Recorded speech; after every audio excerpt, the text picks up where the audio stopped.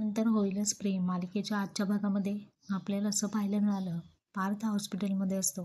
त्याच्यावरती ट्रीटमेंट ही डॉक्टरांनी सुरू केलेली असते.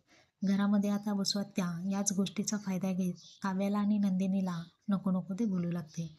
त्याचबरोबर आता विक्रम हा नंदिनीला आणि काव्या या दोघींची साईड घेतो आणि वसुहत्याला म्हणतो, यापुढे एकही शब्द बोलायचा नाही आहे.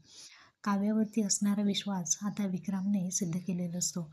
मानिनीला सुद्धा तो म्हणतो की तू काव्याला एकही शब्द आता बोलायचा नाही आहेस. काव्य पुढे येते आणि म्हणते, मानिनी काकू त्यांच्या ठिकाणी योग्य आहेत. त्या एका आईच्या नजरेतून पाहत आहेत. तर मानिनी आता म्हणते की ठीक आहे बाई, मी तुला काही बोलणार नाही, पण तू हॉस्पिटलमध्ये जाऊ नको. अजिबात माझ्या मुलाच्या जवळ तू जायचं नाही आहे. आता असा असा मानिनीने ठामपणे नकार दिलेला असतो. परंतु काव्य ऐकत नसते. इकडे पार्थ हा आता कोमात जाणार असतो.